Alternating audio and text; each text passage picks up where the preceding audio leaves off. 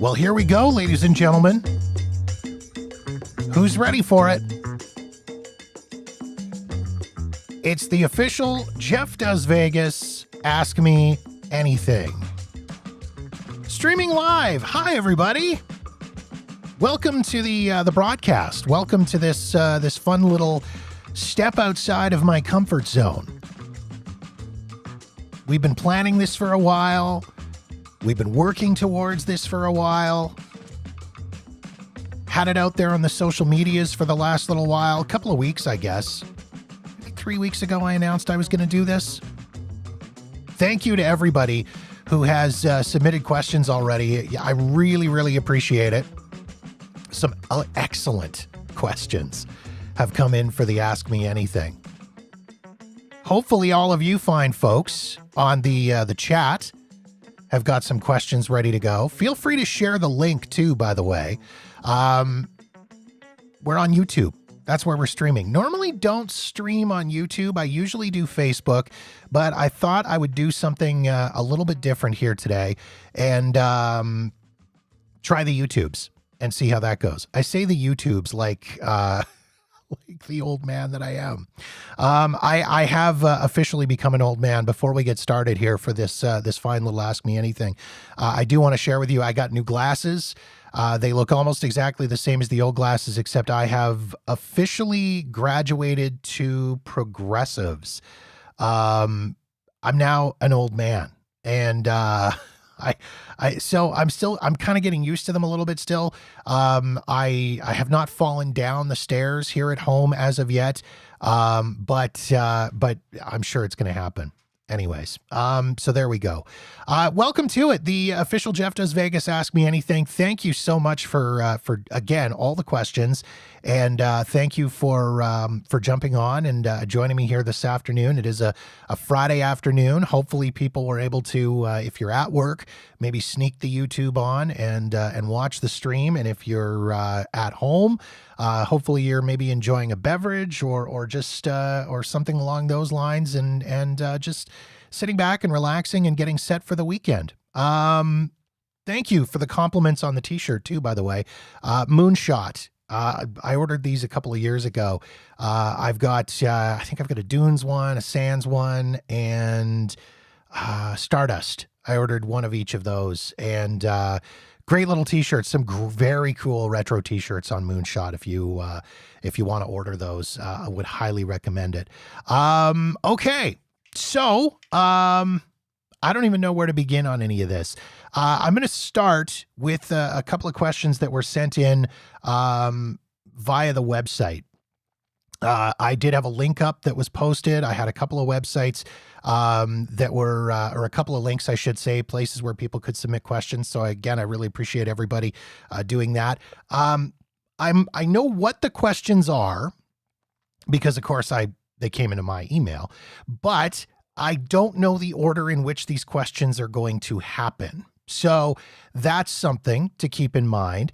I've printed them all out and I folded them up and I've put them in a hat right here. See, there's a hat. Yes, it's a Vegas Golden Knights hat. It's one of the first Vegas Golden Knights hats I ever bought.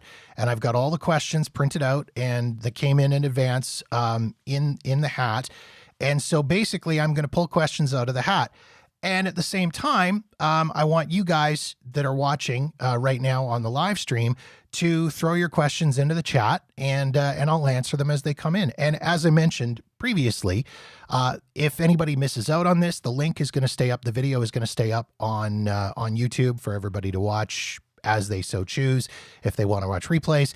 And I'm also going to be putting it out in a podcast episode as a future episode.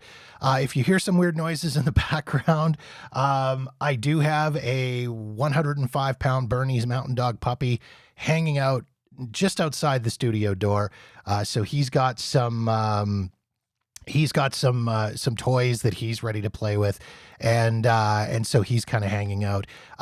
Mike, first question. I'm going to throw Mike a question here, actually, that just came in the chat. Mike asking, did you have to throw any questions out that were too ridiculous to address? Amazingly, no. I did not have to throw any questions out that were too ridiculous to address. That was kind of nice, actually. So I'm very appreciative of the fact that the questions that came in via the email and advance questions were pretty were all good questions. There were no ridiculous questions. So there we go. All right, let's get this thing started and underway. So I'm going to jiggle up the hat here, and I'm going to reach in, and I'm going to shuffle it around, and I'm going to pull out the very first question.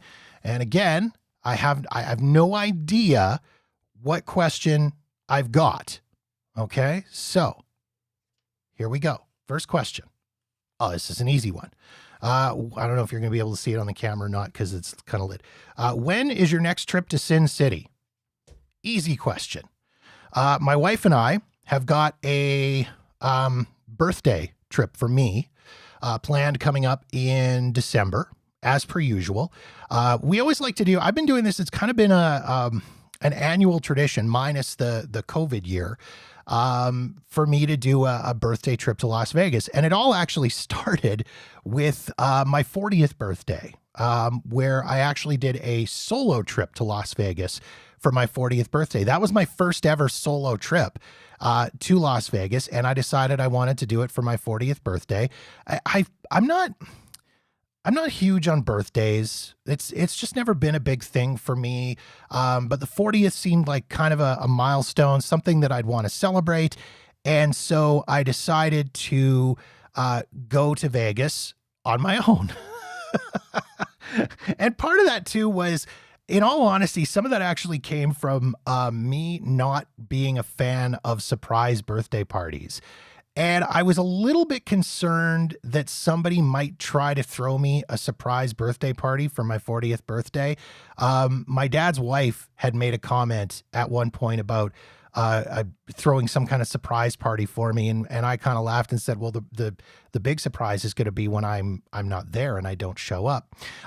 So I decided, you know what, I'm gonna bugger off and I'm gonna head to Las Vegas. So I went down to Las Vegas for 5 days, and I think I was down there for 5 days, maybe 4 days.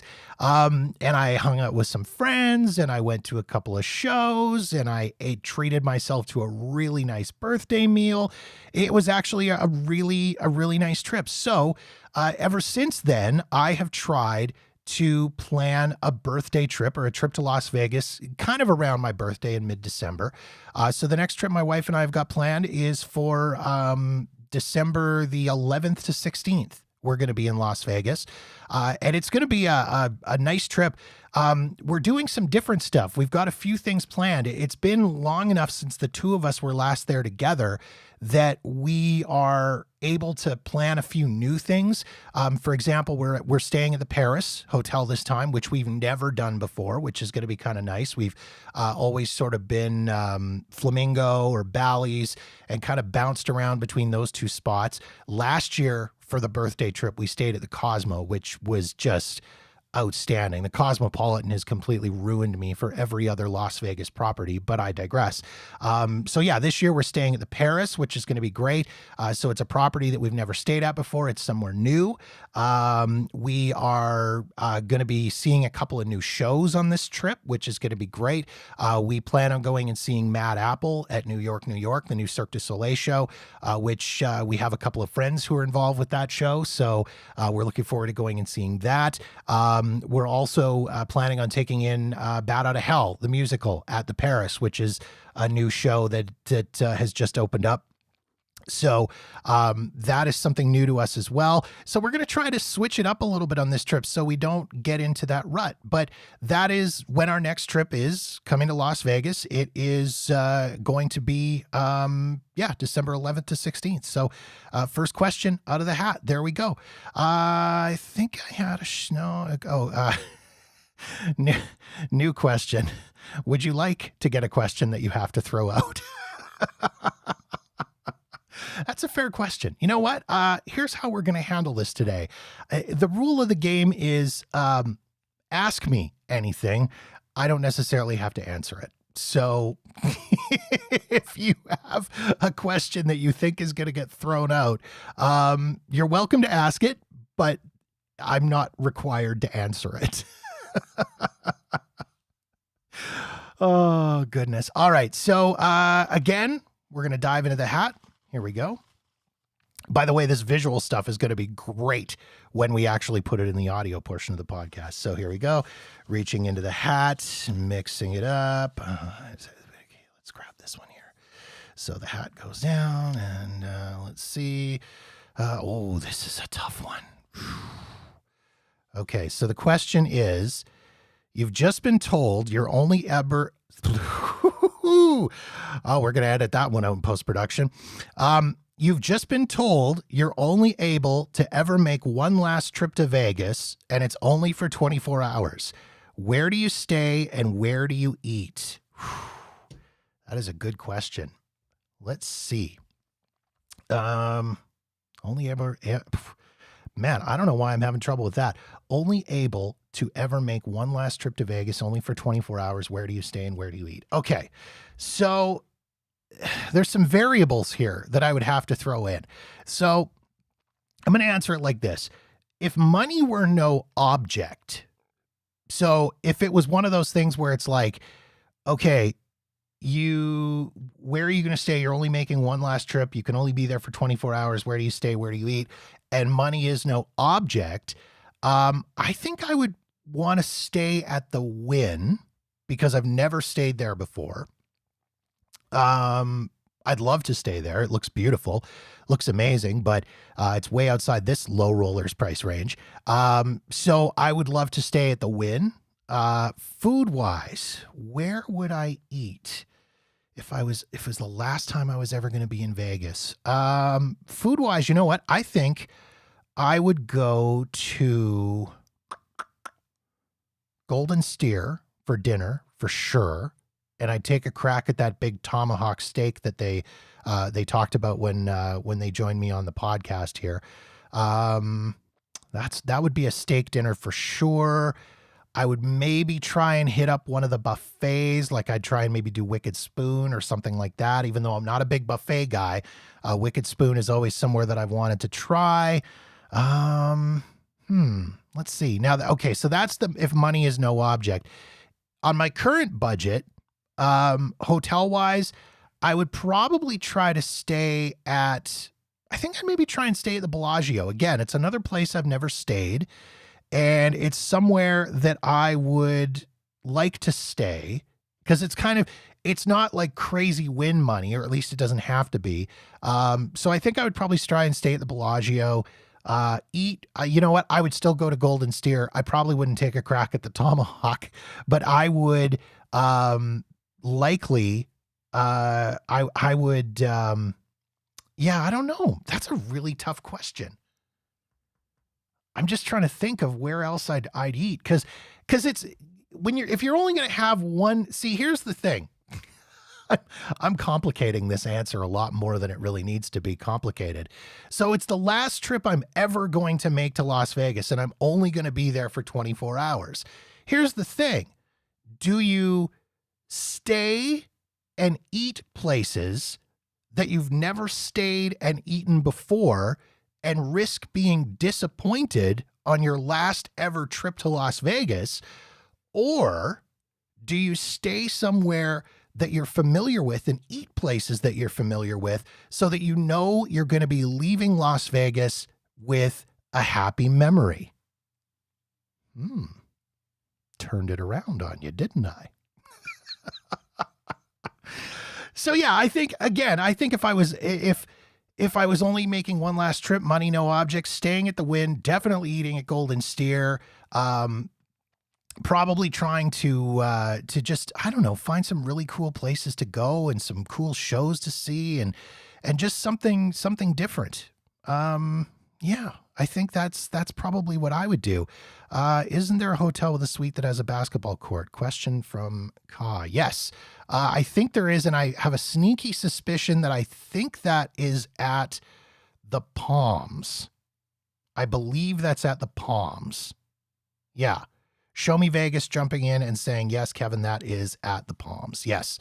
Show Me Vegas, by the way, welcome to the live stream. I appreciate you guys jumping on and and checking it out and hanging out. Love you guys. Love you guys a lot. So welcome to the show. Really do appreciate you guys being here. So so that was a very long-winded answer to that question, and I don't know if I really answered that question. Kevin, we're going to answer your question. This is a question that I am asked often. Are you wearing pants? I say a 50-50 chance. Yes, I am wearing pants today. Despite the fact that you cannot see me from like here down, yes, I am wearing pants because I did have to leave the house a little bit earlier. And I'm not that guy who comes home and takes my pants off and then wanders around the house in my underwear. Nobody wants to see that. And trust me, that's just not that's not a thing that anybody wants to see. I don't even want to see that. I get dressed in the dark, Kevin. That's how things go there. So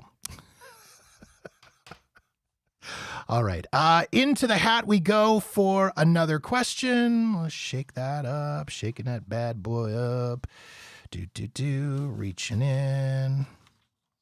Pulling out another question. Let's see. Oh, this is a good one. Okay. I like this question. We'll hold it up. I'm glad this worked. I didn't know if this would work or not. You guys would actually be able to see. Do you get negative feedback in response to your podcast, and do you address it or just ignore it? That is a really good question. When I started doing this podcast, I knew that anytime you do something like this, where you're in the public, where you're sharing information with the public and sharing a part of yourself with the public, you open yourself up to criticism, right? And any podcaster, any vlogger, any blogger, anybody's gonna tell you that. And for me, in all honesty, negative feedback like that really doesn't affect me in a big way. I mean, okay, I'd be lying if I said it didn't affect me a little bit. It definitely, it kind of throws me off a little bit. And I get the notifications, like if I get a bad review on the podcast, and I think I've only had like a couple of bad reviews on the podcast. And I mean, the thing with reviews is they're anonymous and there's no real way to track down who's sending them or anything, right? But I spent almost 20 years working in radio. So you're constantly under scrutiny and you're constantly getting feedback, whether it's from your managers or from your bosses or just listeners. You'll be out live on location. People can get a little ballsy at times. And so, I mean, you're out live on location and you're doing your show and you're just trying to do your thing. And inevitably you get that person that walks up and goes, "You suck and your radio station sucks and I don't listen to you." And I would usually just look at them and go, "Well, thanks for your feedback, I guess. I don't know what you hope to accomplish by that." So, I mean, the negative feedback, I've gotten a few, not nasty emails per se, but I've had a few negative experiences. Like I say, I've had a couple of negative reviews. In fact, I just had one recently from someone that went like all the way back to the beginning of when I started doing this podcast, which was 2018. So like 4 years ago. And I'm not going to lie, the early episodes of this podcast, they sucked. There's no ifs, ands, or buts about it. For the most part, those early episodes absolutely sucked. So I wish I should have grabbed a screenshot of it to put up in this feed, but the gist of it was, the title of the review, I believe, was something along the lines of "So far, not so good." And he gave me like a 2 out of 5 stars. And his complaint was, I said the name of another podcast too often in that particular episode. And I couldn't remember what episode it was. And he just said it was like episode number 5 or something like that. So I had to actually go back in the archives and in the catalog to see what episode number 5 was. And it was the episode that I did with Chris Kim from Faces and Aces. And Faces and Aces Las Vegas was a great podcast. And Chris was one of the first podcasters to reach out to me when I first started doing Jeff Does Vegas. I had put together an episode or a segment about security or safety or getting scammed on the strip. And he wanted to basically take the audio from that episode and use it in an episode that he was putting together. And so then we did a crossover episode that was You Think You've Done Vegas, or you unless you've done something. So You Think You've Done Vegas, I think is what we called it. And so basically it was a crossover episode. So of course I was mentioning the name of his podcast in my podcast. It was a crossover episode. The whole idea behind it was to promote his podcast on my podcast. And if somebody had listened to the episode that we did for his podcast, he would have heard my podcast mentioned a million times. Anyway, so that was kind of the way I addressed that. And I think I did actually grab a screenshot of it and put it up on Twitter and on Facebook and just say, well, yes, it hopefully it does get better, and please go past episode number 5 to like episode number 15 and you'll actually probably enjoy it a little bit more. But it was just so kind of bizarre and weird that, this guy I appreciated the fact that the guy went back 100 and some odd episodes to start listening to the very early episodes. But at the same time, it was like, dude, figure it out. This is the point. Otherwise, negative feedback I've had, how do I handle it? Depending on what it is. I've gotten emails from people that have said, I don't agree with this thing that you said, or I think you could have done such and such better. And if it's worded correctly or worded politely, then if it's worded politely, then I'm going to reply to you. I'm going to answer you. I'm going to engage you. If it's just a "you suck and I hate you" comment, well then no, I'm going to forget about it, and it's going to roll off my back. And, I might, if you're lucky, I might make fun of you on social media. That's basically exactly it. Mike says, Faces and Aces was my favorite podcast. Yours is my current favorite, but you'd be the runner-up if Chris was still doing Faces and Aces. You know what? I can live with that. Mike, because you know what? Chris is an awesome dude. And I really wish that he would get back to putting out podcasts. I know he's still quite active on Twitter. He still replies and he still posts stuff on Twitter that's Vegas related. But I really wish he would get back to putting out new material. A couple of years ago, when I went to a podcast conference in Los Angeles, Chris lives in Los Angeles, so he actually came and picked me up from my hotel. We went out for dinner. He's super nice guy. We talked about Vegas. We talked about podcasting. Super, super nice guy. And he's got a lot of great stuff in his archive. If you go back and listen to some of his stuff, he has some very, very cool stuff, in his archives. So yeah, if you get a chance to jump back and listen to some of Chris's stuff, definitely do that. Kevin says that was supposed to be your throwaway question. Oh, the question about the pants. Sorry, dude.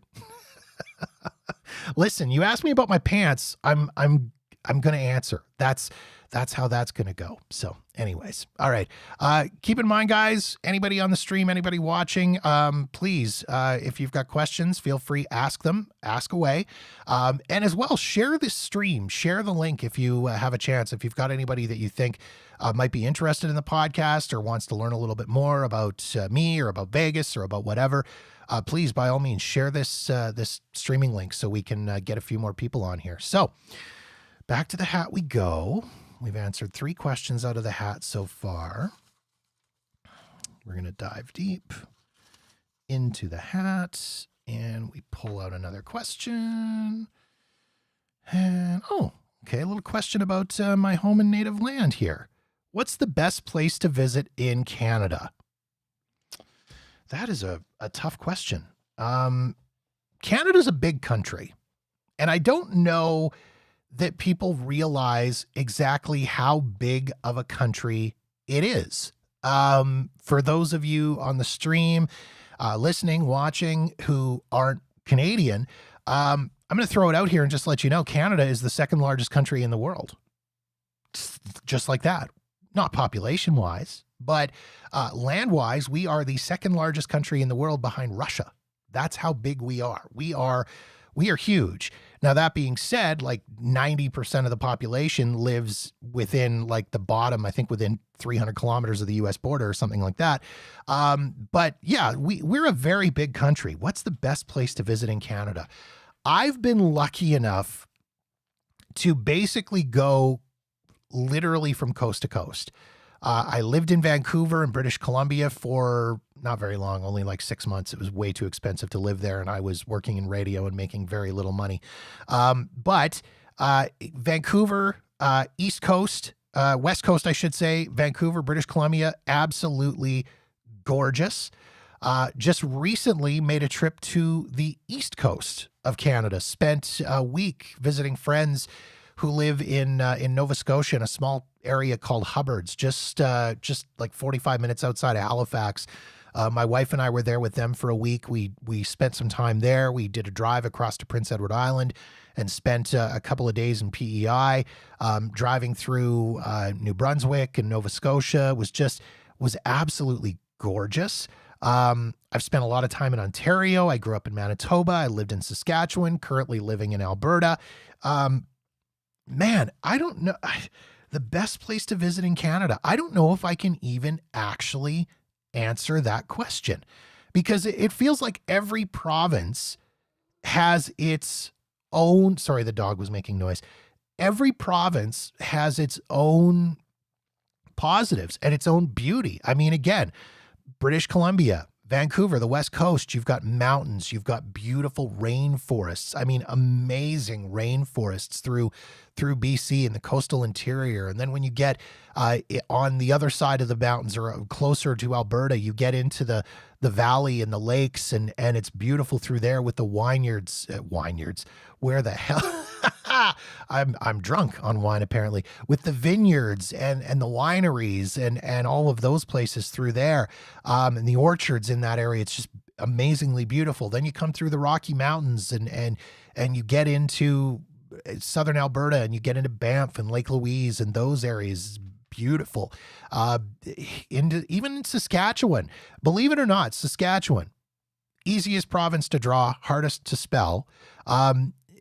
It's very flat through southern Saskatchewan, but then you get into like very southwestern Saskatchewan into the Badlands and into some of those areas.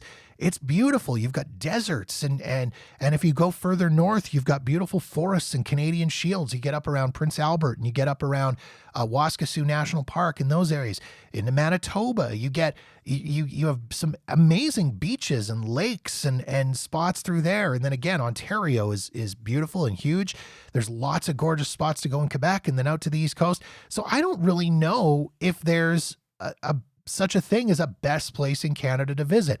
If you had to pick one place, I mean, I'm going to be totally biased here. If you had to pick one place to visit in Canada, I would say come to the Rocky Mountains, come to Alberta. I mean, it's beautiful. The mountains are just absolutely gorgeous. I mean, it's beautiful. I don't even know how else to describe it. You've got snow-capped mountains through the winter. You've got the summer, the beautiful blue lakes and rivers and streams. And it's an amazing place to go. So I think in my mind, that is the best place to visit in Canada. And I consider myself extremely, extremely lucky with the fact that that is basically in my backyard. Basically between, like I say, basically in my backyard. It's 45 minutes, maybe an hour out to the mountains. It's going to be just, it's beautiful. If you ever get a chance, again, if you ever get a chance to get out there, that is where I would recommend. Vegas Mark says Canada is big, but has less people than California. You are absolutely correct, sir. I believe the last time I checked, population in Canada is around 30 million. I think 27, 30. I don't know. Math is not my forte, but yeah, that's about right. Yeah, you're absolutely correct. Less people than California in Canada. And again, keep in mind, if you get a map, take a look at the square mileage, square kilometerage of Canada. And yeah, we are the second largest country in the world. It's absolute craziness. Okay, back to the hat we go. Again, If you've got questions, post them in the chat. I will answer them. Whether they're about Vegas, whether they're about podcasting, whether they're about my pants, I will answer them. Okay. There's lots of questions. Lots of stuff came in advance, which was great. Okay, here we go. I'm nervous about these questions now. Okay, this is a good one. I like this. What's your most unpopular opinion about an attraction, hotel, and restaurant? That is a really good question. I actually did a whole episode. It's in the archives, and it's one of the good ones that the dude who didn't like my earlier one with Chris would probably actually like. I did a whole episode called Unpopular Vegas Opinions, and it spawned from an opinion that I shared on Facebook that didn't go over very well. People rave about Hash House A Go-Go on all the various Vegas Facebook groups that I'm a part of. There's a lot of different Vegas Facebook groups that I'm a part of. If you're a part of any of them, you've probably seen me posting replies, sometimes nice replies, sometimes snarky replies. But anyways, somebody had posted about Hash House A Go-Go, and they had posted a picture of their meal, and it was I think it was the biscuits and gravy, which, listen, as a Canadian, and I know somewhere in this hat, there's a question about Canadian cuisine, but we'll get to that question because I am going to answer every question in this hat. But anyways, I don't understand biscuits and gravy. I think it looks disgusting and it looks terrible. And I'm probably going to get some hate from my American friends over this. But anyways, I digress. Somebody had posted a picture of the biscuits and gravy from Hash House A Go-Go. And the caption was like, "This was so great. One of the best meals I had in Vegas. This is such an awesome place, blah, blah, blah, blah, blah." And I can't believe I actually posted this. I'm actually kind of shocked I didn't get banned from the group for this. But the reply that I posted was in quotes, and I said, "Excuse me, waiter, can I have another plate? It looks like somebody vomited on this one."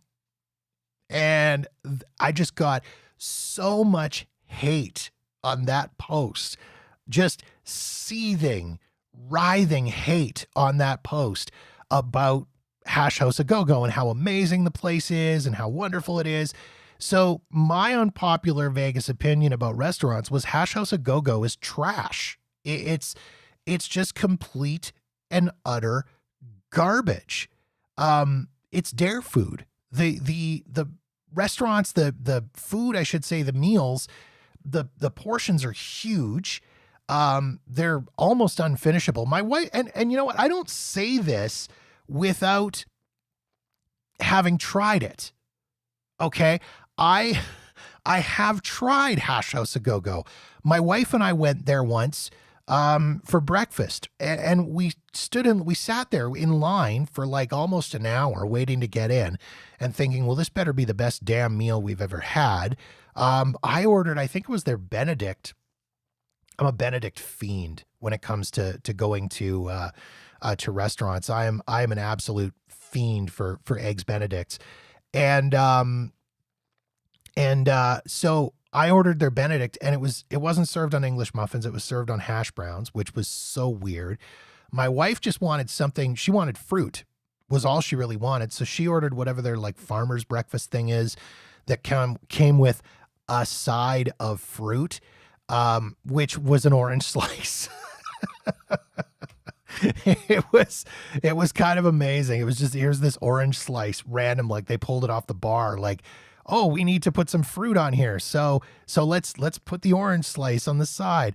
So anyways, that was our experience with Hash House A Go-Go. So again, I don't like it. I think it's trash. Show me Vegas. This is certainly an unpopular opinion. We ate at the one at the Link once and loved it. To each his own. Exactly. I mean, again, this is the beauty part about opinions, is everybody's allowed to have one, right? And we don't necessarily have to agree. I feel the same way about Egg Slut. That's another restaurant that I think is highly overrated. But I'm apparently in the minority on this, because anytime I walk by there at the Cosmo, there's a massive lineup of people. And I don't know if it's just people are going there because of the name, Egg Slut. That's funny. It's simple. It's kind of a funny little name. But again, anytime I go there, there's a massive lineup. The one time I went, I thought, okay, I got to try this. It looks great. Everything seems fantastic. Okay, let's try it. And I tried it and I thought it was terrible. I felt like I paid $18 for a breakfast sandwich and hash browns, and it was meh at best. That was it. That was kind of the way I looked at it. So that's my unpopular restaurant opinion. My unpopular hotel opinion, Flamingo's not that bad. Neither is the Luxor. I think actually, you know what? That's probably a better unpopular opinion to go with. My unpopular hotel opinion, the Luxor is not that bad. Everybody shits on the Luxor. Everybody shits on the Luxor.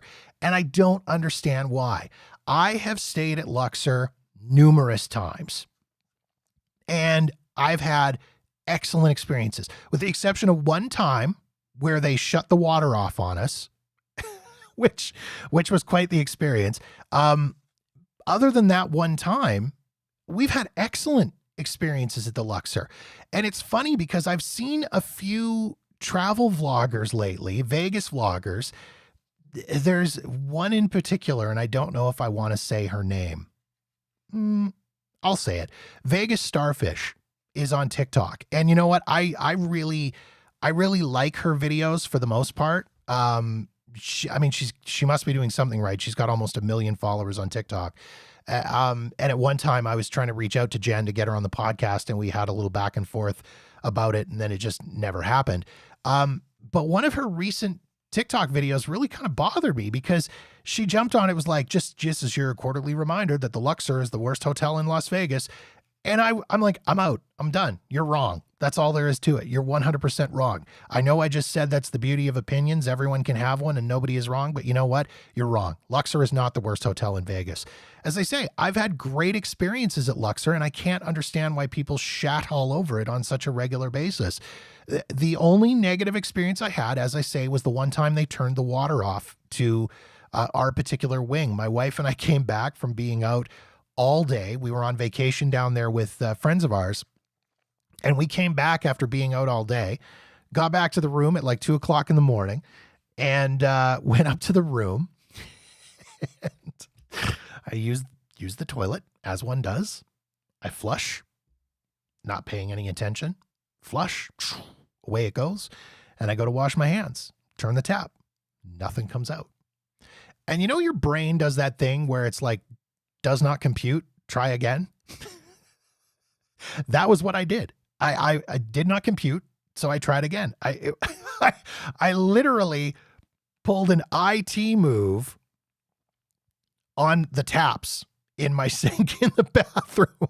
I turned them off and I turned them back on again. And still nothing came out. So, but I mean, they made it right with this thing. I phoned the front desk and said, hey, like, what's going on? They had some poor security guy come up at 2 o'clock in the morning with some bottles of water for us that we got to use to wash our hands. Worst part was we wasted a flush. I wasted a toilet flush on a pee. So that was the worst part of that whole situation. But yeah, I again, Luxor is not a crap hotel. I think it's a great hotel. I don't recommend it for first timers to Vegas. I will always recommend something middle of the strip as opposed to the Luxor, just because of the location. But other than that, I think it's a great hotel. It's a fantastic hotel, fantastic experience. Unpopular opinion about a restaurant. That's a good question. I mean, an attraction. I already did a restaurant, didn't I? Oh God, I'm so flustered. Unpopular opinion about an attraction. That's a really good question, because I'm trying to think, like, all the attractions that I've gone to in Las Vegas, I don't think I've ever been to an attraction that was hyped up really, really well by everybody, and then I didn't like it. I mean, I guess the only one that maybe I have when it comes to an attraction is that the whole meow. What is it? The Mart, Omega Mart. That's what it is. This thing is packed. It's busy all the time. I don't get it. I don't understand it. Everybody raves about how amazing of an experience it is. For me personally, I don't get it. I don't understand it. And it's expensive too, because I want to understand it. That's the thing. I would really like to go, but the amount of money that they charge to go to Omega Mart and that whole Meow Wolf thing, just it really doesn't do anything for me. It just seems like it's really overpriced and really, really expensive. Yeah. Show Me Vegas says they agree about the Luxor, and we were in the quote shat on it category until just this year. Yeah, and I wondered sometimes too if maybe that's kind of the thing, is people are crapping on the Luxor without actually having stayed there, maybe, or spent any real amount of time there. I mean, yeah, it's an older property. And some of the rooms definitely could use some upgrades. I have had rooms in there that are a little bit old and a little bit tired, but otherwise, yeah, I'm a fan of it. I really like the Luxor, I think. So anyways, there's my unpopular opinions about attractions, hotels, and restaurants. There we go. All right, back to the hat we go. We've still got lots of questions in here. See, there's still quite a few in there. And your questions on the live stream, in the comments section, please feel free to post them. All right, let's do this. All right, let's dig around in here. Let's see what we come up with out here as we're digging around. Okay, here we go. Another question. I think this was one of Mike's questions. Okay, here we go. And he's taking a shot at me for being a Canadian radio guy. Sorry, I didn't mean to just sniff in all your ears. You've worked the quote-unquote stacks of wax for years. Who's your favorite artist, and why is it I, Mother Earth? Goodness. Thank you for the question. Shockingly, my favorite artist is not I, Mother Earth. It's probably not even, I, Mother Earth probably isn't even my favorite Canadian artist. So there you go. I did work the stacks of wax for years, the stacks of wax, the wheels of steel, if you will. Worked in radio for almost 20 years, worked across multiple formats of radio. I worked in, I started in Winnipeg, made my way out to the West Coast for a very brief moment. That was my time at Z95, which is, I mean, one of the biggest top 40 radio stations in Canada. It was in 1998 when I worked there, and still is to this day one of the biggest top 40 radio stations in Canada. Was only there for like 6 months because, again, was getting paid garbage. Then moved back to Winnipeg. Spent a little bit of time in Winnipeg, then moved to, Americans always laugh at the name of this city, Regina. Yes, it's pronounced like that. It is not pronounced Regina. It is pronounced Regina, and it rhymes with what you think it rhymes with.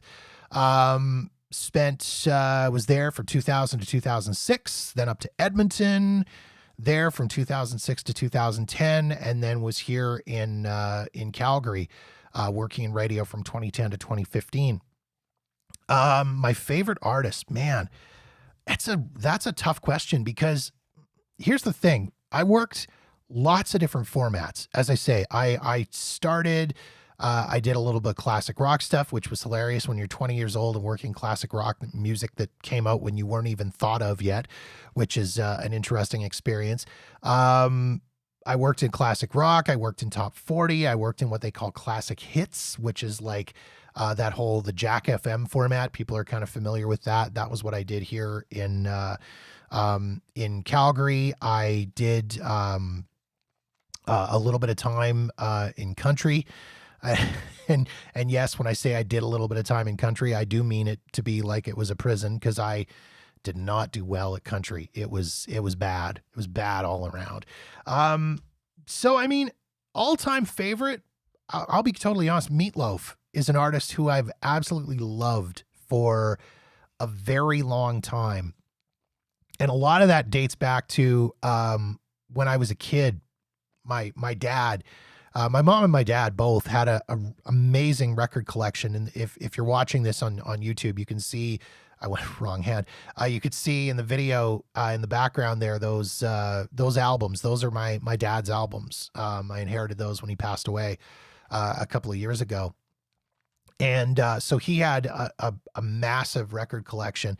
And one of the albums that he had in there was Bat Out of Hell, Meatloaf, 1977. I spent a lot of time listening to that album as a kid, and a lot of time just staring at the album cover, because back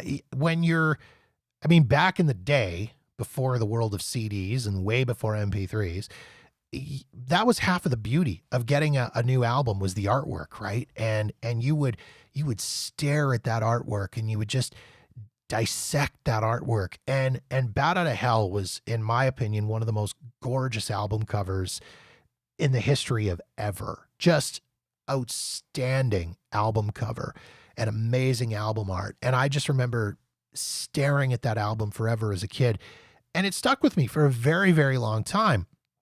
And then over the course of, years, I was able to find other albums by Meatloaf and other music by Jim Steinman, and really kind of get into listening to that. And then 92, 93, I think it was, when Bat Out of Hell 2 came out. And that song, I'd do anything for love, but I won't do that. I played that song on repeat forever. I would have been like 17, 18 years old at the time. That whole album, Bat Out of Hell 2, still one of my favorite albums of all time. So I think that I can safely say that Meatloaf is probably my favorite artist of all time. And I think that's probably fair to say. Favorite Canadian artist of all time? That's a tough one. Again, as a Canadian, particularly a Canadian working in radio, you get exposed to a lot of different Canadian music, because by law, Canadian radio stations have to play a certain percentage of Canadian music. I think it's still 35%, although some stations play more than that. Some play 40. So, you get exposed to a lot of Canadian music. But I don't know if you can beat Bryan Adams' Summer of '69 for the ultimate Canadian song. It's either Bryan Adams' Summer of '69 or Tom Cochrane's Life is a Highway. Yes, Rascal Flatts did not do the original version of Life is a Highway. So stop thinking that. It was done by Tom Cochrane. So there you go. Mike says, I own an I, Mother Earth CD for the record. So there you go. I, Mother Earth, crossing borders around the world. So there you go. Yeah, so that's that.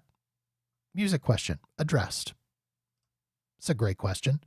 Get to the point travel. Asking, hey, Jeff, I know I've bugged you about this before, but any plans for more episodes of Sin City Stories? Oh, man.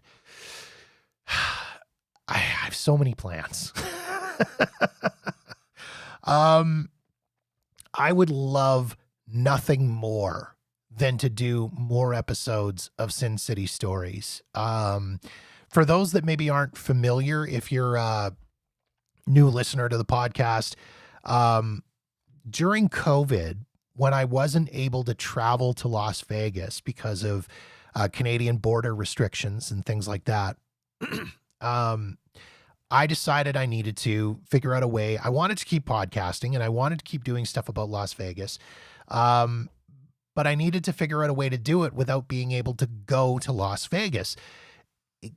Not being able to travel to Vegas really hurt me a lot. It hurt me mentally in a huge way. And so what I did was I came up with this idea. I knew I really loved doing episodes about Las Vegas history, because there's some really, really cool stuff that out there that people aren't totally familiar with, and things that people maybe don't know about Las Vegas history.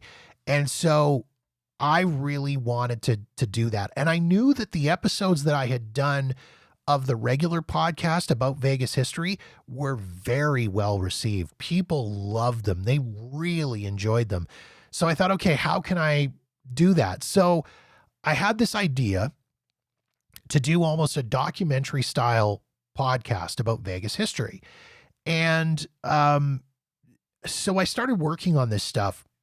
And the first one that I did, the first episode I did, I think it was called Big Gambles and Epic Fails. And it was all about some of the construction projects that were attempted in Las Vegas that had failed for various reasons.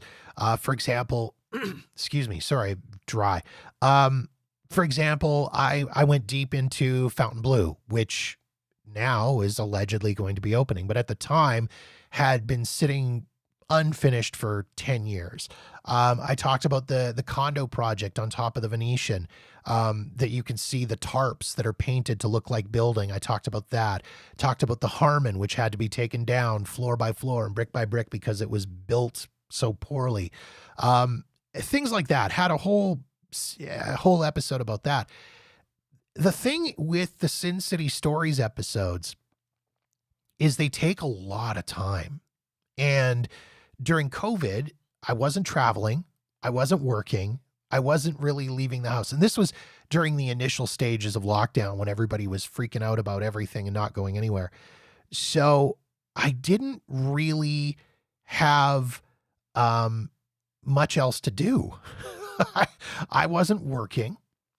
So I had a lot of time at home to work on stuff.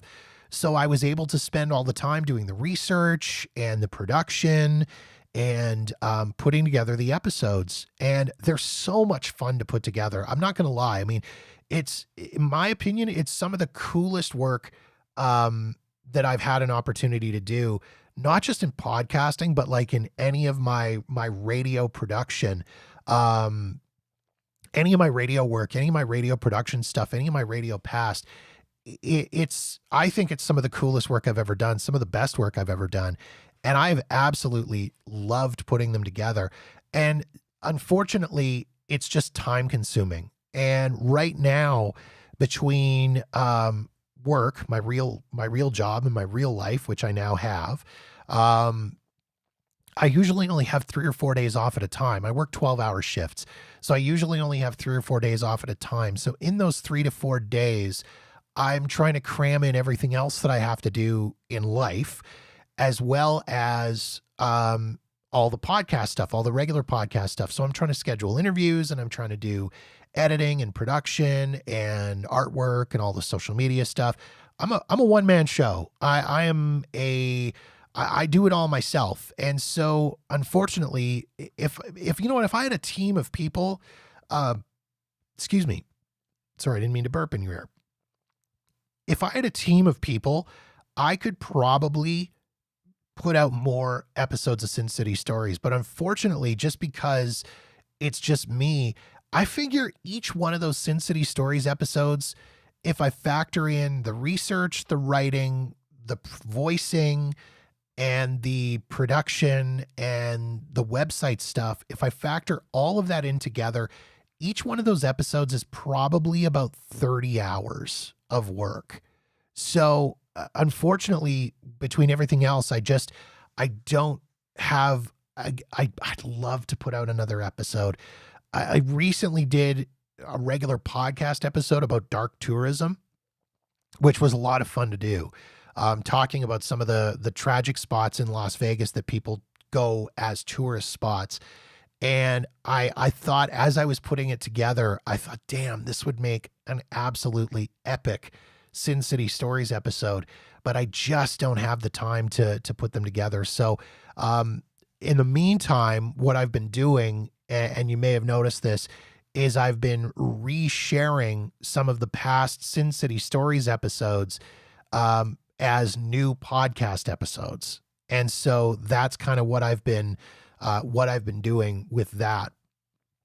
And so I've been able to share them with, reshare them on some anniversaries. So for example, I'm trying to think of the one I just recently shared. Oh, Atomic Vegas. I just recently shared, cause it was the anniversary of the dropping of the first atomic bomb, or the first atomic testing in the Nevada desert. So I thought, okay, well, this is a great opportunity to reshare that. Coming up here, I'm going to be sharing resharing the MGM Grand Fire episode, because it's coming up on the anniversary of the MGM Grand Fire. So I'm going to be resharing that. I recently reshared the October 1st shooting, Sin City Stories episode, reshared that one. So again, I think you're probably going to see some of that stuff getting shared and reshared. And if I get an opportunity and I have a chance, I will 100% start putting out more Sin City Stories episodes. But at the moment, it's just, I unfortunately, I do not see it in the cards, which is too bad. Because again, I love putting those episodes out. They're so much fun to do. But again, unfortunately, they're just very, very time consuming. So unfortunately, that's where those are at. So long-winded answer to a question that was very simple. But I very, very appreciated for that. So, all right, back to the hat we go. And again, any questions? That's what we're here. It's an Ask Me Anything. The very first ever Jeff Does Vegas Ask Me Anything. And if it goes well, maybe I'll do another one. All right, I said I was going to answer every question in the hat today, so I am going to do that. So here we go. This one. This is a good one too. Have you ever visited any of the parks in the Las Vegas area, like Red Rock Canyon, Valley of Fire, or Zion? Yes. I'm just kidding. I was going to say yes, I have. You'd probably like an explanation. Okay. So my wife and I have visited Red Rock Canyon. It was beautiful. It was great. And we were lucky enough to do it in a convertible, which made it really, really cool to do. My wife and I rented a convertible. We got a convertible Mustang. And so we drove that through Red Rock Canyon. And then we actually drove from Red Rock to Hoover Dam and spent the day at Hoover Dam and did some driving out there and then back to the city and drove along the Strip, which, I mean, you know, bucket list, drive a convertible along Las Vegas Boulevard. Yeah, pretty cool to do. Anyways, I have not been to Valley of Fire and I have not been to Zion, but both of those things are on my list. The problem is, for the most part, I do such quick trips. Usually they're just 2 or 3 nights, maybe 4 nights if I'm really stretching it. And I don't tend to travel away from the city of Las Vegas just because usually I've got so much stuff to do. I'm usually trying to do podcast interviews and see friends and visit with everybody and things like that. So that makes it a little bit difficult to get away. But if I have a longer stretch, I will absolutely rent a car and go and visit some of these spots. Valley of Fire on the list. Zion is on the list. I would also like to get up to Mount Charleston and go up that way. So yeah, unfortunately, Red Rock is the only one that I've really visited. I have not visited any of those other spots, but they are on the list of places to go. Back into the hat we go. Here we go. Oh, good one. Question about my wife. What does your, what is your wife's favorite thing to do in Las Vegas? Good question. She doesn't do a lot of trips with me. I do most of my trips on my own, which is cool and fun. And she's totally with me on that, or totally on board with me doing that. She does like to do the odd trip down. Her favorite things are very similar to my favorite things. She loves food. Just like me, she absolutely loves food. She loves hitting up restaurants and checking out some of the restaurant scene, which is great. She loves to just wander around, wander the Strip, do people watching, which is fantastic. I don't think there's anywhere else in the world better to people watch than Las Vegas. She loves live music, which is really cool. She loves the live music, and that's one of her favorite things to do is to just, the two of us will just kind of do, we'll do casino wandering. We'll do some casino hopping in the evening, right?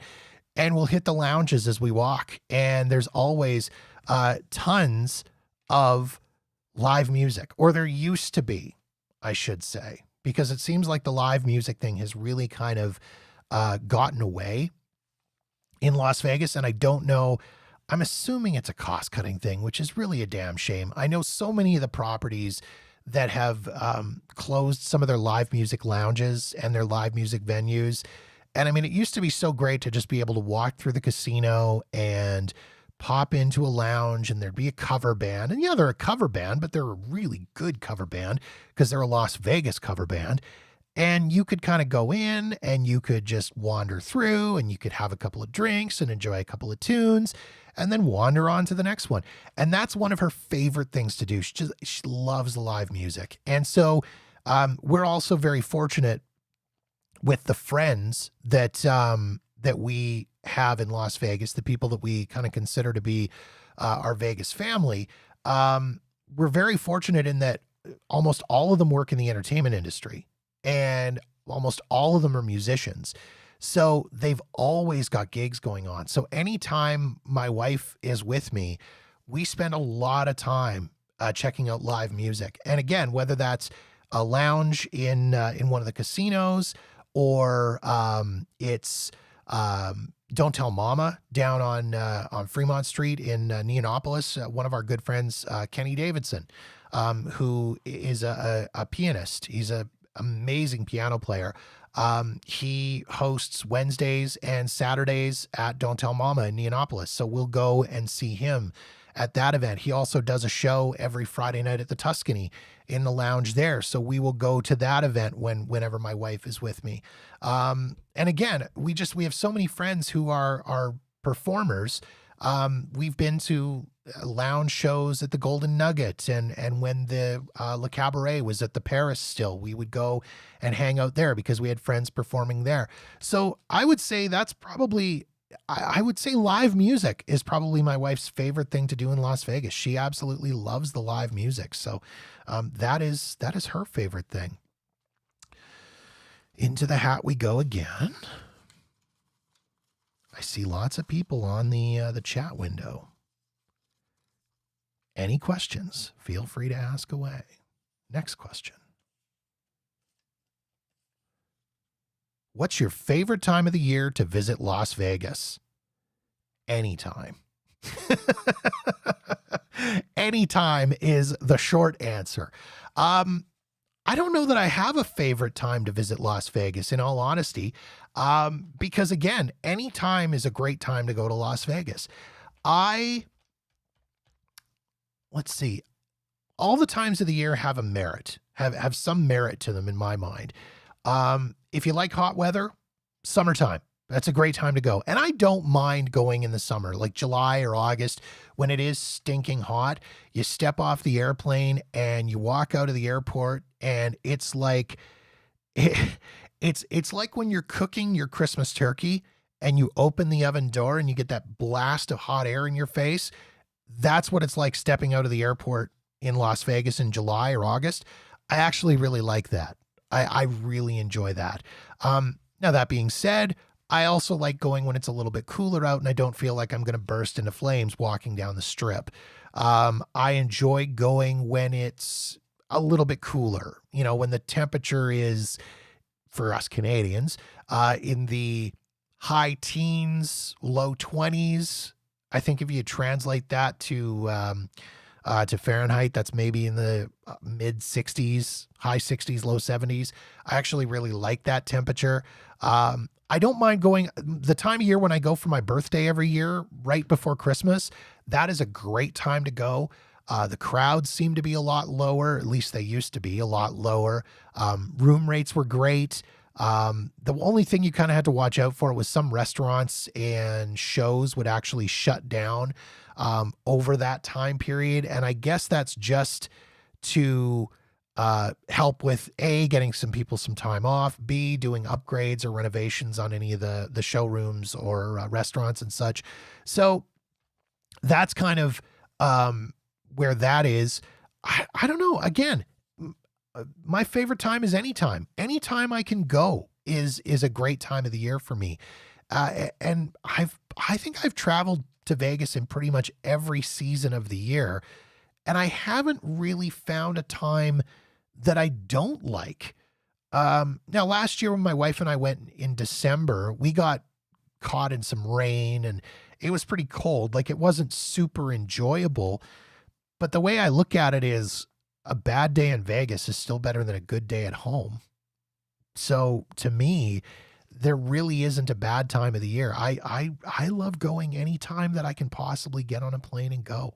That's that's um that's the way I feel. That heat hits you in the face like a brick wall, the best feeling in the world. Get to the point travel. Yes, it absolutely is the best feeling in the world. You nailed it. You're absolutely right on that. Back to the hat we go. Next question. Reaching in, digging around. Still got a few questions. See, there we go. Next one we're pulling out. Well, this is a question I actually kind of dreaded getting. What's been your biggest disappointment in Vegas? Again, I was actually kind of dreading getting this question because I don't know. I've had a couple of meals that were not great, and that was a little disappointing to me. I'm going to call it Robert Irvine's in the Tropicana. I think it's Robert Irvine's Public Health. Tough talking. Robert Irvine's Public House in Tropicana. I don't know if it's still there. I think it is. Somebody in the chat, I'm sure, will answer me and tell me if it's still there. But that was a huge disappointment. And here's the annoying part about it is both of the disappointing meals that I've had. One was at Robert Irvine's in Tropicana, and then the other one was actually on my last Vegas trip in July here. I went to the Palms, and I went to a barbecue joint. I can't remember the name of it. But the worst part about those was they were my last meals that I had in Vegas before going home. I was heading home the next day. And so that was actually really disappointing to me. The Robert Irvine's Public House was just terrible. Like it was just a bad meal all around. I'd have to go back in the trip report and listen to the episode, but I know it stuck with me. And there was also poutine on the menu, which was not right. It was like tater tots and I don't know, some kind of artisan gravy and mozzarella. Like it was, as a Canadian, I felt assaulted by this, what he was calling poutine. But anyways, there's a poutine question in the hat that we're going to get to at some point. But anyways, that was a huge disappointment for me in Las Vegas. I'm trying to think what else. That barbecue joint at the Palms was terrible. I mean, for the most part, I've been pretty lucky. Like I've never had an issue with a hotel really. Other than those two restaurants just not being good, I've never had like particularly terrible service or anything. Yeah, that's kind of, I would say that. My wife and I experienced the disappointment of a canceled show, which was a little hard. It got canceled while we were in line to go in. We were supposed to go see Ka at the MGM Grand, and we bought the tickets and we went to the show, and we were standing waiting to go in. And I mean, if you know Vegas shows, they run like clockwork, right? Like they want you in at a specific time because they want you out at a specific time and they want you back on the floor gambling. And we were standing there waiting and waiting and waiting, and I'm looking at my watch going, it's late. Like this isn't normal. This isn't good. And my wife was like, no, it'll be fine. That's not a problem. And lo and behold, sure enough, they ended up canceling the show. So that was mildly disappointing. But other than that, I don't know that I've experienced a disappointment in Vegas. Sorry to the person that asked that question. I apologize that I can't really answer it because I've never had a big disappointment. Back to the hat. Still a few questions left. Still some time left. Oh, good question. Any aspirations to ever move to Las Vegas? Yes, and hell yes. There was a time when my wife and I debated on buying property in Las Vegas. and just renting it out to someone, or either as a vacation property or to somebody to live in until we move down there. That was a thought. I would love to move to Las Vegas. I think it would be a great city. I think it'd be a great city to live in, and not just. I mean, again, I think maybe some people have this idea of moving to Las Vegas that it's going to be nonstop party 24/7, and it's just going to be go, go, go, and you're going to have a wonderfully active social life all the time. I know lots of people that live in Las Vegas that if they didn't have to leave the house to go, to the strip for work or something, they wouldn't. But it just seems like such a great city, and from the people that I've met, everyone's super friendly, and it seems like a great place to go. I would love to live in Las Vegas. And you know what? Maybe it's in our retirement plan down the road. Maybe, we look at spending a few months a year down there to get away from the ridiculously cold weather up here. That's something that we maybe look at as a possibility. But yes, we definitely have aspirations, or I at least have aspirations about living in Las Vegas. I don't know if my wife does so much. She used to. But I don't know if she still does. She's had opportunities to go work down there, in the US, both, in Vegas and in Phoenix, actually, where we have a few other friends that live. And, sorry, she works in the healthcare field. She's a speech therapist, and, she's had opportunities, and there have been job offers for her to go down there. But I think not to go off on a political rant or some sort of rant about this, but I think the US healthcare system just wouldn't suit her. For anybody that's not familiar with Canadian healthcare, there's no insurance companies involved. We don't send out bills to people. We don't charge you for your health care. None of that is there. Yes, our taxes are much higher. Our taxes are much higher, but they go to pay for that health care. That's what they go for. And yeah, the wait times can sometimes be a little crazy, but again, no system is perfect, but our system isn't going to bankrupt you. She's found in talking to people that she knows who work in her field in the US, there's a lot of dealing with insurance companies, and there's a lot of having to make decisions about care that aren't really related to care per se, but are more related to the financial end of things and the insurance side of things.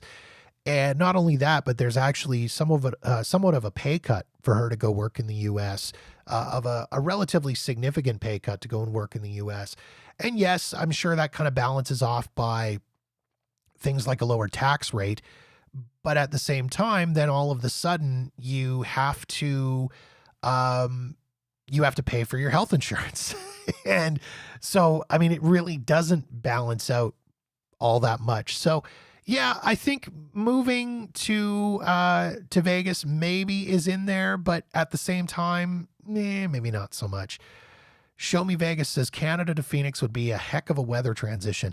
Yeah, you know what? I've done the weather transition. I've been down to Phoenix in like February or March when it's quite literally 40 below here at home, and you're stepping off the plane in Phoenix and it is 30 Celsius or like 85 Fahrenheit. It is quite a transition. So yeah, it's it can certainly be a bit of a transition, and something that can be a little bit hard to get used to.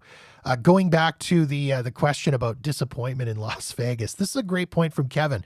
Kevin says you should gamble more. I promise you'll learn what disappointment means.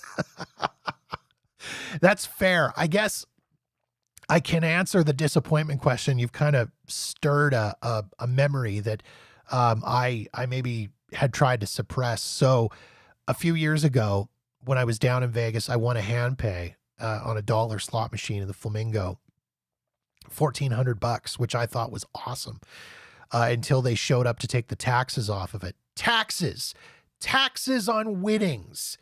United States of America, what are you doing? That was disappointing. Now I can get that money back, but it was still very disappointing for my $1,400 hand pay to turn into $900. it was very disappointing. And I mean, again, Canada for the win on this one.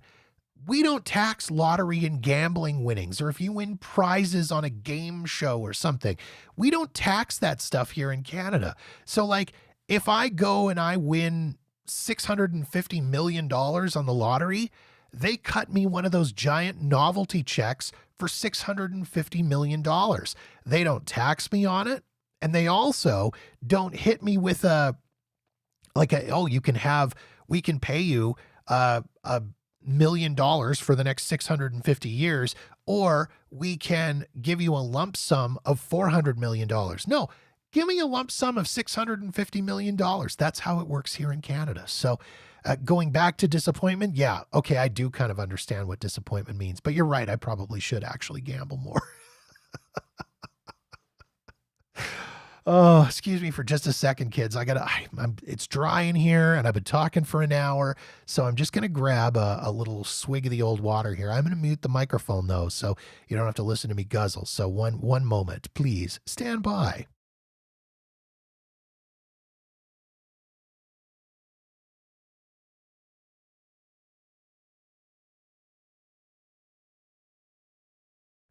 Much better. Okay, there we go. We still got questions in the hat. And if you've got questions while you're watching, please, by all means, throw your questions out.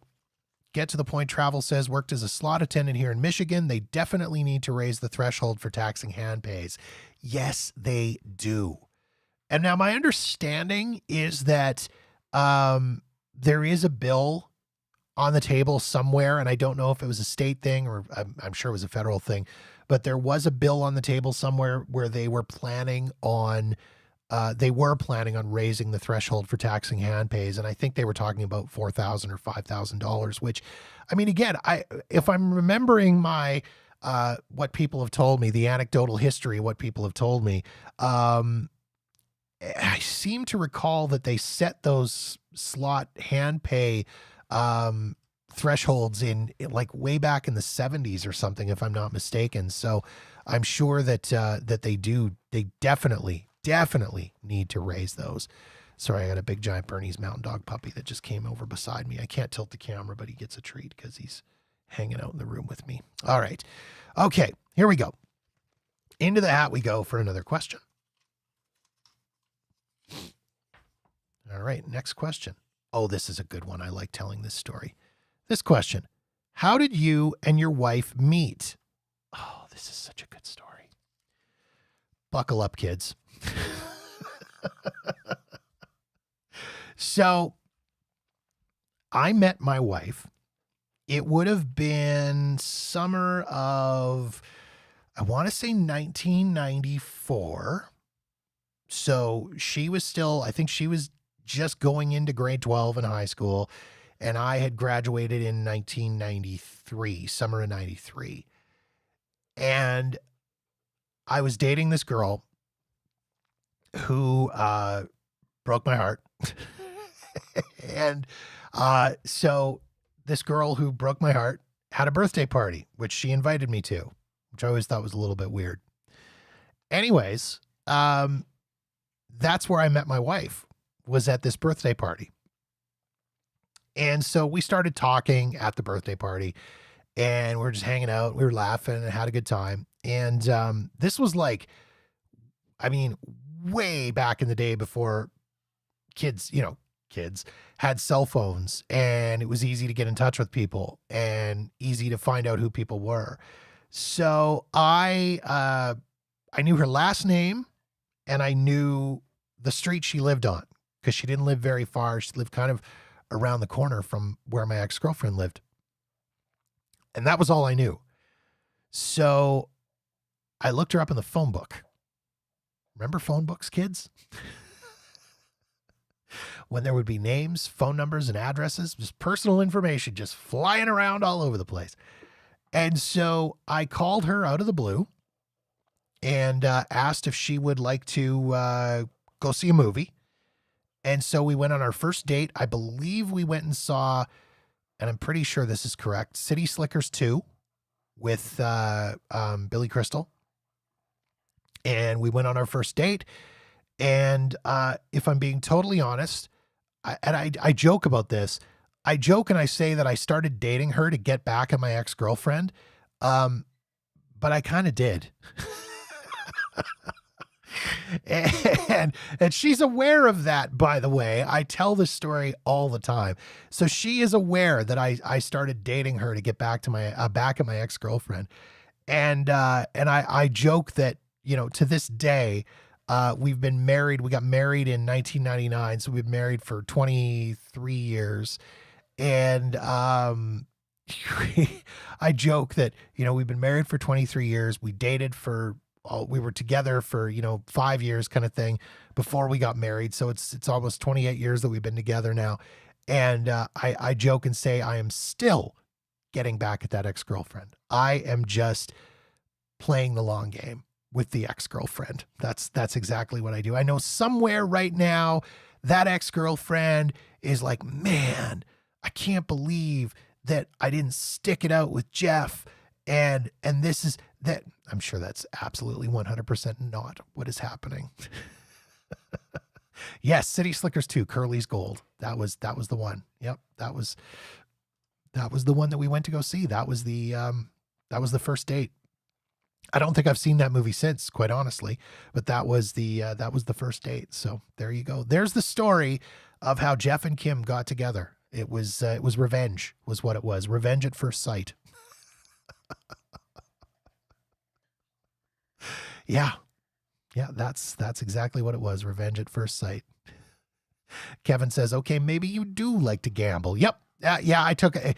It was a big gamble. And, you know, I mean, later on, at some point I did actually run into the ex-girlfriend, and she made, I mean, let's just say this. It's a good thing I didn't own my own car. I drove my stepmom's car around because I didn't own my own vehicle.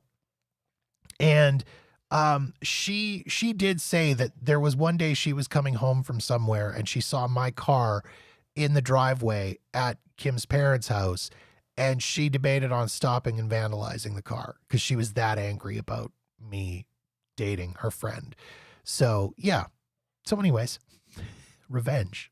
Playing the revenge long game. That's what we were doing. All right, back to the hat we go. Still got a few questions in here. Only a couple. We're down to the last two questions. So we still haven't had, okay, down to the last two questions. So here we go.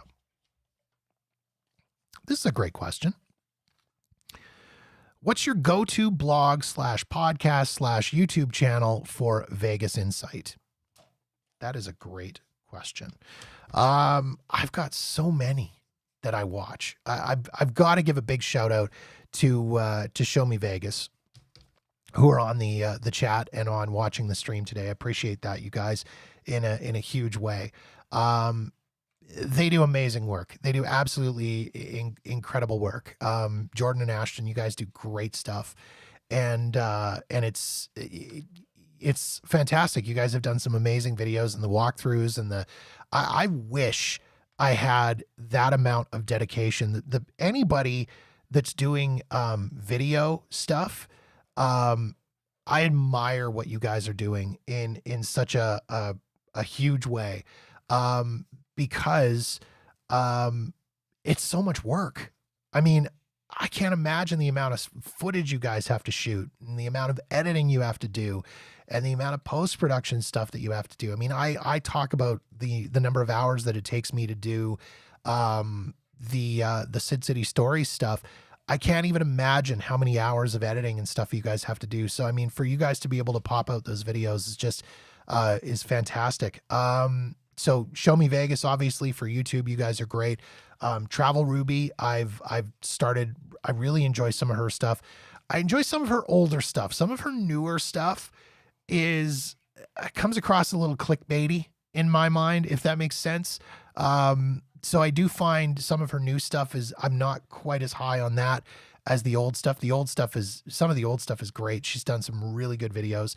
Let's see who else has done great stuff that I really enjoy in the YouTube world. There's so many. That's the thing, right? Like, there's just so many. Nikki and Claire Firmage, they do a Vegas vlog, the name of which is escaping me at this exact moment. I can't remember the name of theirs.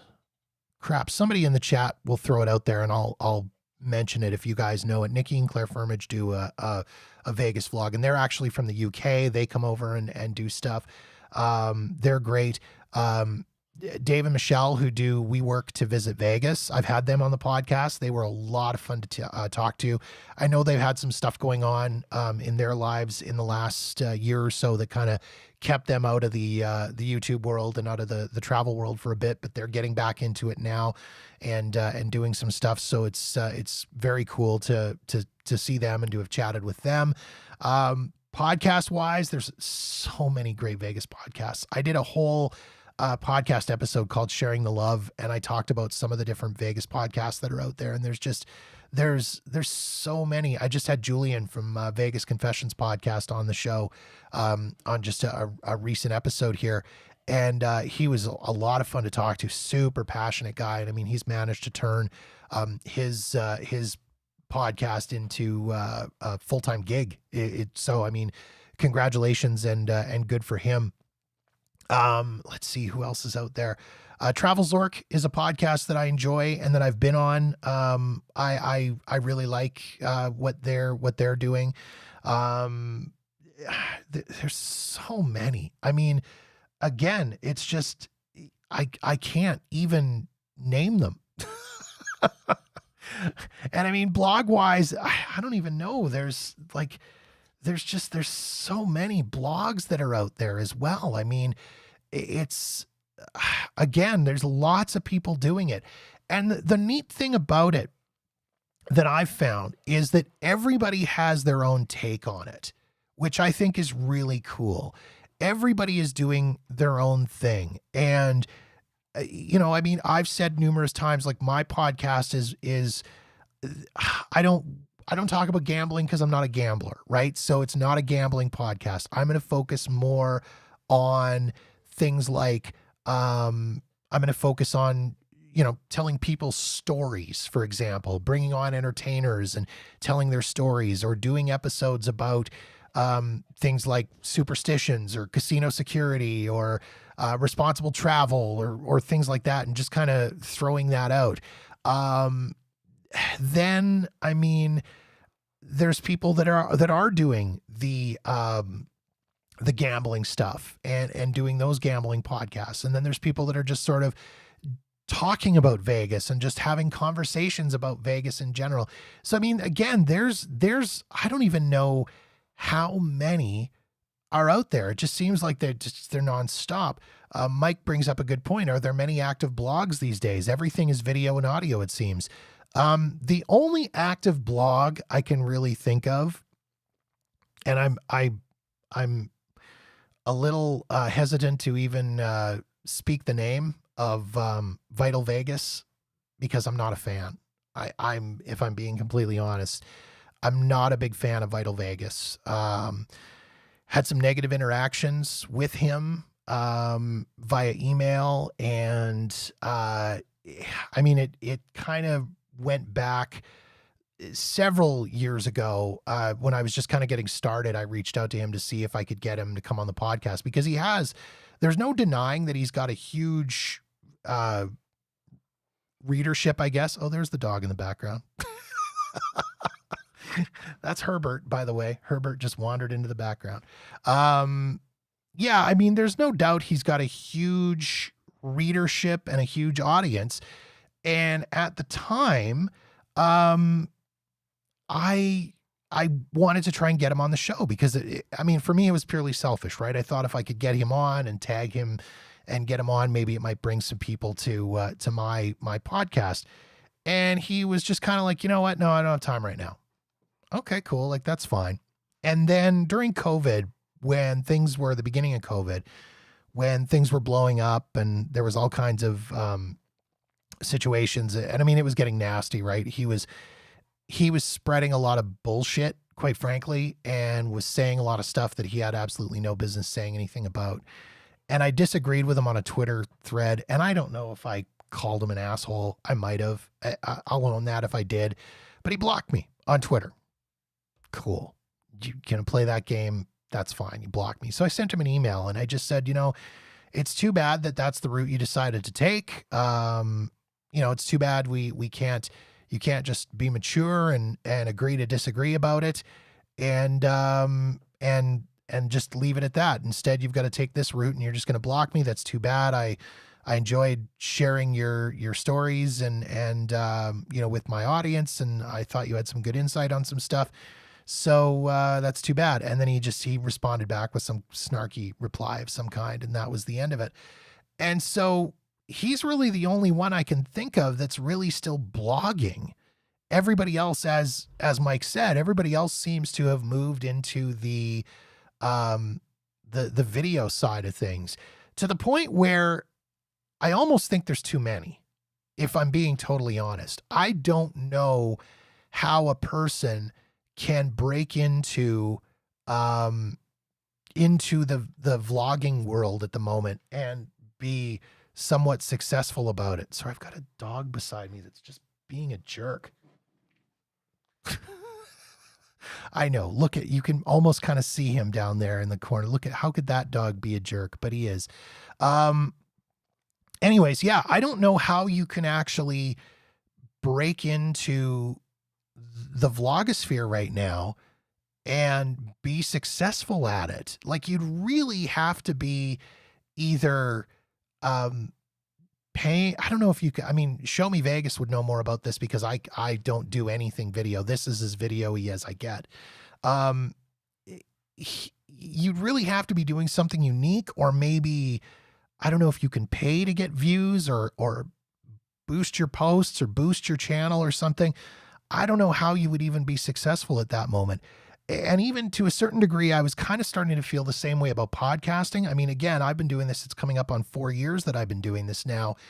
And I consider myself pretty lucky. I got in when things were somewhat early in the podcasting world. I mean, there was a lot of Vegas podcasts, but not a ton that were active. And I feel like there's been more that have come on board since. And unless you have an established audience, I think people don't realize how much work goes into this. And so there's a lot of pod fade, right? There's a lot of people that will launch a Vegas podcast or a podcast of any kind, and then will realize how much work is involved, and it kind of fades off after 3 or 4 episodes. But yeah, that's again, a very long-winded answer to a simple question. That's kind of where things are at. And if I figure out that Nikki and Claire Firmage video vlog, I will share that. And even they kind of had to step away from doing it because, of course, they're from the UK and they weren't able to travel to the US for almost 2 years. So they started stepping away from the Vegas stuff and sort of started stepping into other stuff. But they do some very quality work, some really high quality vlogs and videos. So there you go. All right. As the dog's tail wags in the background, we have one last question left in the hat. And then we're going to answer this. And I think then we'll, if anybody has any other questions that they want to ask on here, they can start firing away and we'll do that. Otherwise, we're probably going to wrap it up here soon. All right. Oh, 1 second. Dog. Good boy. Good boy. He's laying down out in the hallway. All right. The question. I told you we had a question about poutine coming up. Is poutine really that great, or is it simply adored because Canada invented it? It is really that great. I don't think I can go any further than that. It really is that great. There are so many Canadian snacks and foods that I love being able to share with my American friends. And poutine is definitely one of those ones that I would love to be able to share. For those that aren't familiar with poutine, because I know there's a few of you guys on here watching that are from the US and maybe aren't familiar with poutine. Poutine is fries. gravy, and cheese curds. Not fries, gravy, and mozzarella cheese. Okay, that is some straight up bullshit, is what that is. Fries, gravy, mozzarella cheese is some straight up bullshit. Okay? That's not a thing. It's got to be fries, gravy, and cheese curds. Real cheese curds. Okay? That's how that has to be. It cannot be fries, gravy, and mozzarella cheese. That is bullshit. Okay? That's not poutine. Some of the other great Canadian snacks that people need to try if they ever get an opportunity to. Butter tarts. My wife has made butter tarts numerous times for our U.S. friends. We have brought down several dozen butter tarts for our Vegas friends. Last year at the Monday's Dark Anniversary show, Shania Twain stole a dozen of my wife's butter tarts. I am not making that up. That's absolutely true. Ketchup chips. That's another one. All dressed chips. That's another one. Nanaimo bars. That's another great Canadian snack. You have to try Nanaimo bars. You have to try butter tarts. And you have to try all dressed chips. It's that simple. So there we go. Canadian snacks. Kevin's got a great question. I know it's a subjective question, but how much more costly is Vegas going to get before people stop going as often? I know I've had to start limiting our trips because of the costs. That is an excellent question. I don't know. I feel like I almost question as to whether or not they're pushing their limits, if that makes sense. If the companies are pushing their limits to see how far they can push people before they stop going. I don't know if that makes sense or not. Vegas has gotten very expensive. And you know what? You're right. I noticed it. My wife and I noticed it on our last trip when we were down in December of last year. We noticed the price of everything was up a lot. I mean, the price of drinks and the price of food was up huge. Hotel prices were up. Even ride share was up crazy amounts. It was not nearly as cheap as what it used to be. I think there are still deals to be had. I think there are still opportunities for money saving, but they have gotten further and fewer and further between, if that makes sense. And I think you're right. I think people are going to start limiting their trips because of the costs. And I think with the increase in events that are coming to town, I think that is seriously going to affect people's ability to come to Vegas. Not everybody's coming to Vegas for UFC or NFL or NHL or Super Bowl or Formula One or any of those events. And I think that is definitely going to become a barrier for people. Sorry, my dog is doing weird things. So yeah, I think that is definitely going to become a barrier to some of what is people's travel in a big way. And I think you're right, Kevin. I think people are going to start limiting their trips because of the costs. I mean, it's not everybody that can go 5 or 6 times a year. That's just not a thing anymore. And there used to be people like I'm not even saying people like me that were able to travel for cheap and get down there for cheap and do stuff on the cheap. There were other people that would go quite frequently. And yeah, I think you're right. I think Vegas is going to start costing a lot more money. And maybe it is just a case of are the hotel companies pushing their luck? They keep raising those resort fees and they keep adding the parking fees and they keep adding the extra little taxes and percentages and things that keep popping on. So maybe they are just pushing their luck with how far people will go. Mike, the Vegas of my youth, so to speak, is gone and won't return. The days of $5 blackjack, etc., are over. I think you're right. And I think that's absolutely the case. But I think it's still, Vegas is still, can still be a cheap vacation if you really go for it. And I think it's a cheaper vacation than some other destinations. And I think a lot of that has to do with I noticed a lot more families on my last trip down, like a lot more families on my last trip down. And I think some of that comes from the fact that Vegas is cheaper than, for example, Disney. I mean, a Disney trip is now an insane amount of money. So I mean, people can still go to Vegas and spend way less on hotels, way less on meals, and way less on attractions than what they would spend going to Disney, whether Disneyland or Disney World, and they can still go to Vegas. Get to the Point Travel says hopefully the pendulum swings back the other way, where the value comes back without Vegas losing its edge like it did in the late 70s and early 80s. I don't know. I mean, word is we're heading for a recession, right? That's what they keep telling us. That's what all the economists keep telling us. That's what I keep hearing. That's what I keep saying. Is Vegas going to flounder the way it did back in 2007, 2008, 2009 when it got hit with another big recession? I mean, is Fontainebleau going to sit vacant for another 10 years? I mean, we don't know, right? And if it does go in that direction, things are going to be very bad. I mean, Vegas just went through global pandemic, almost 2 years of people not being able to travel to Vegas, not being able to travel at all. That was rough. I mean, so many people that lost their jobs, so many people have lost their livelihood. Can Vegas withstand another hit like a global, not a global pandemic, sorry. Can they withstand another hit like a recession? It's a very good question. Show Me Vegas says room rates are out of control. If not for comps, we wouldn't be able to come so often. They have got to be nearly about to reach the breaking point.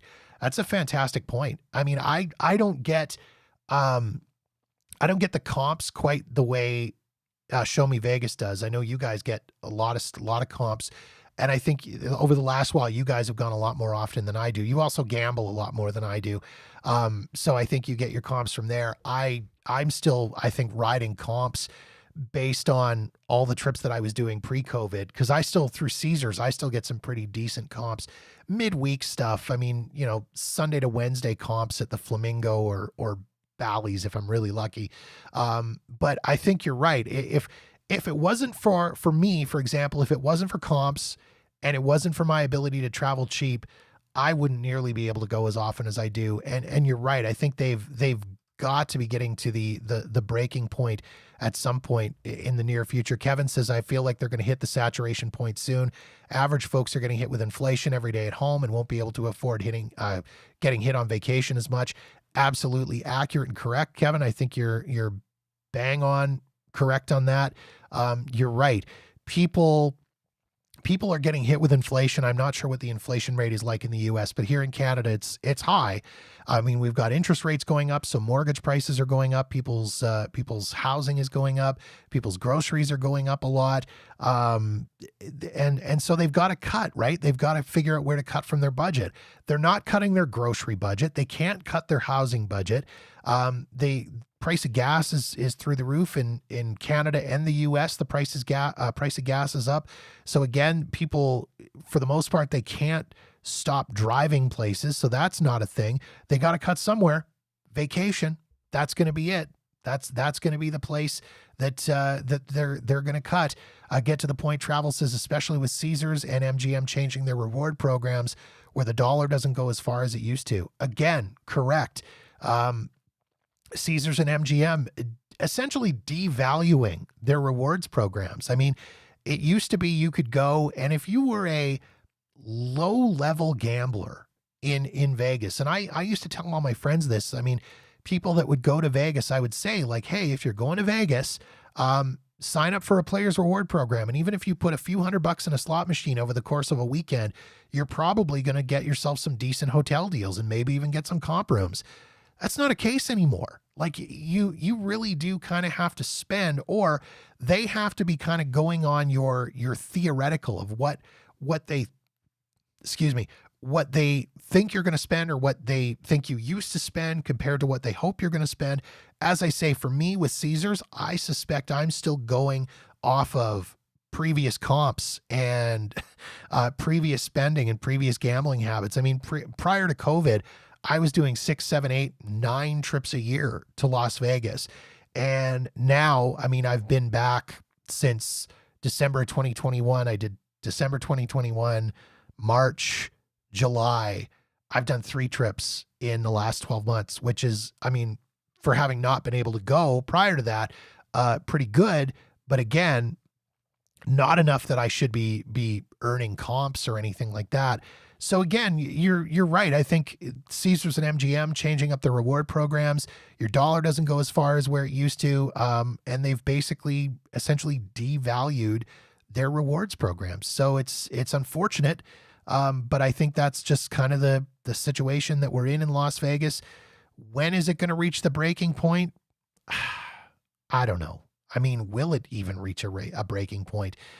And if it does, what are they going to do to bring people back? Are they going to do the same thing they did post-COVID, where they drop room rates and make things cheap, and then you run into the situation where you're bringing in a clientele that might not necessarily be the clientele that you want to bring in? It's a tough call. But again, if we get hit with a recession like they keep saying we're going to, thing I heard yesterday on the news here in Canada, they were saying that we are likely going to get into a recession early 2023.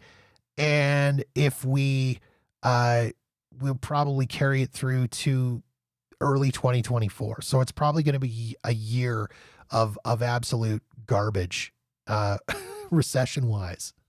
Mike says Caesars is listening to this Q&A and is lowering your tier score as we speak. I don't think you can get any lower than where I'm at right now, Mike. So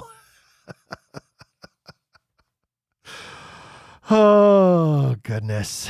Well, guys, I think we're going to wrap it up here. It's been almost 2 hours that we've been on here. So I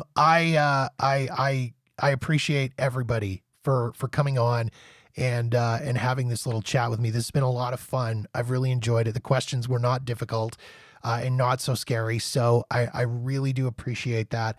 And you guys, I appreciate the listeners of this podcast more than you guys could ever possibly know.